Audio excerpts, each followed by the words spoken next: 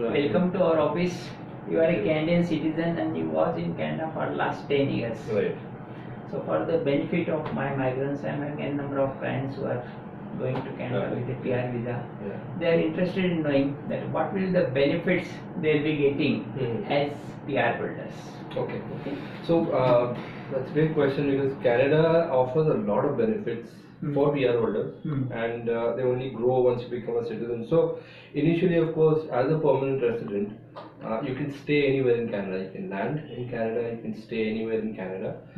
That's the main benefit. You can choose based on what your profession is and what your domain is. After that, after 3 years of staying in Canada, you qualify to become a permanent citizen. The process is simple, it doesn't take very long, of course it depends on time to time, but for me it took 7-8 months to become a Canadian citizen, to get it approved and all that.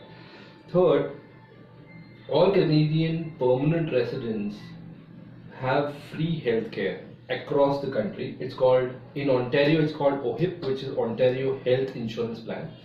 But all provinces in Canada have similar health insurance plan where you have a headache, you have fever, you have a broken foot, What about injury. What about dental treatment? You walk into a clinic, the doctor sees you, gives you medication, you are out, no money paid. For dental, vision, generally this is not covered as part of the government insurance plan, but most companies or all companies give you extended benefits. So in that you have counseling sessions, psychotherapies, all kinds of massage therapy, dental, vision, glasses are covered every few months. So all that is there. What government is trying to do is give you a basic health plan so that no one is suffering because they don't have Now, another question.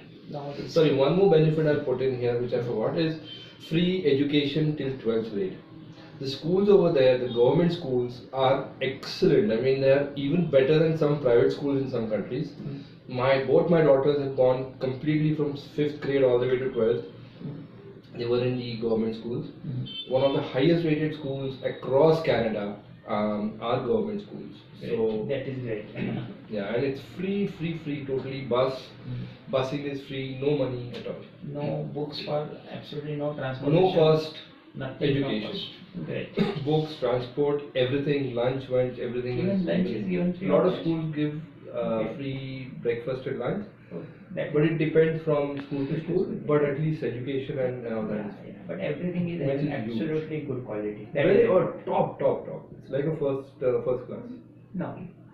Again, coming back to the new migrants, they are having this worry that okay, they are taking some money as per the Canadian rules. They are taking some money, but if they lost all this money and still they are not got a job, what kind of benefit they are entitled to get? Right. So there are a couple of other benefits which people get. One, if you don't have a job, there's something called employment insurance.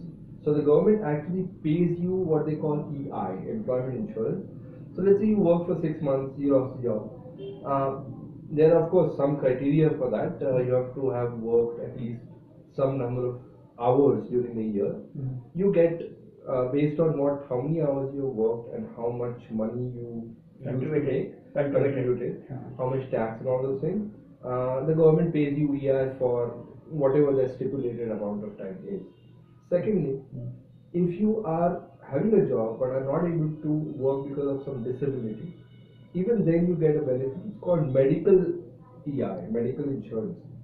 So they pay you 60-70% of your monthly income for 2 years. So all of these. Yeah, really interesting. Now what about this thing that now there is a lady, my client, and she got pregnant and because of the child, she can't work. So in such scenario, what will the benefit she will be entitled to get? So in this case, that lady automatically qualifies for EI, employment insurance, which you haven't lost the job, but you are on a paternity or maternity leave. For I think they have now increased it to 9 or 10 months or something. It used to be 6 months before.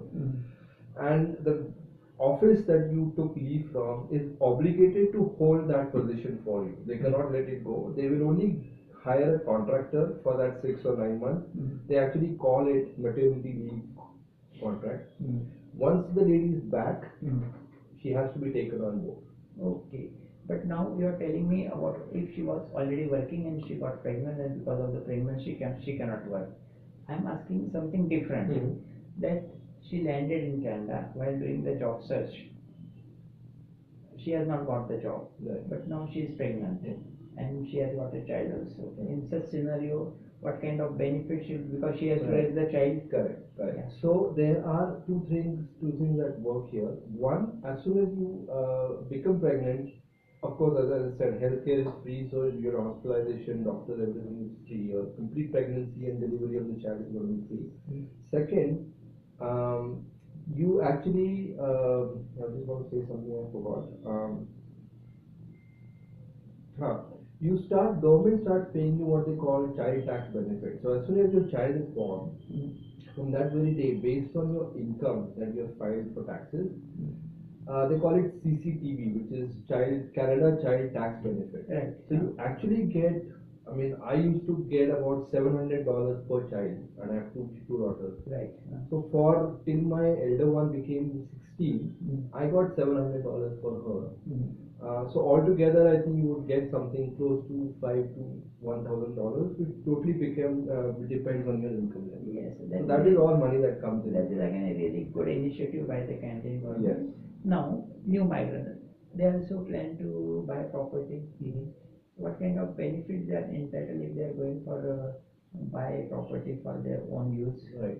So this is not really a government benefit, but it's a Canadian bank benefit, whereas newcomers to Canada are actually given first-time homeowners loan, first-time immigrant kind of bank account, and they qualify for preferred interest rates on their EMIs. So let's say you're buying a house for 400, 500,000, 5 lakh, 4 lakh rupees, which is dollars, Canadian. Then you qualify for lower interest rate, which even a Canadian citizen may not qualify for as a newcomer.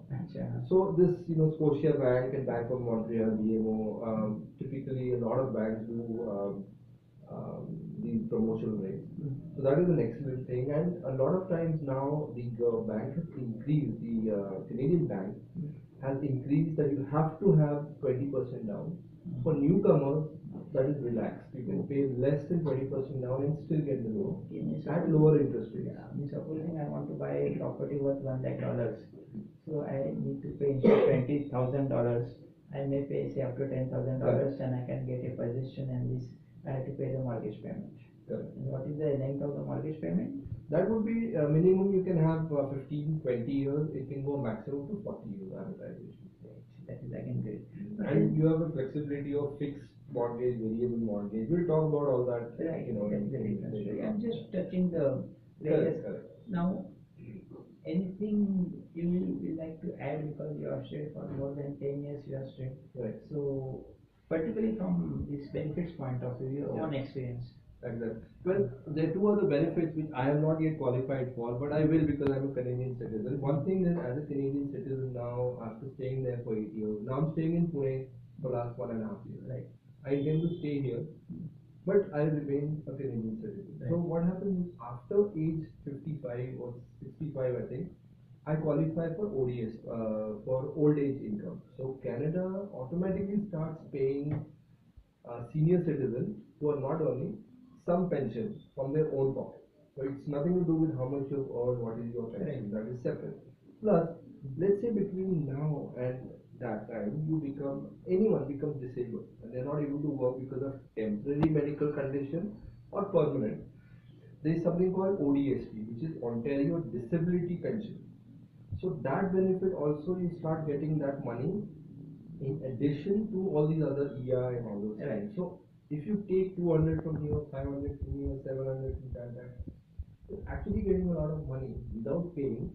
But what I say is, that doesn't mean you should not work. Definitely your life will be much better when you work, but these are all the benefits that we have.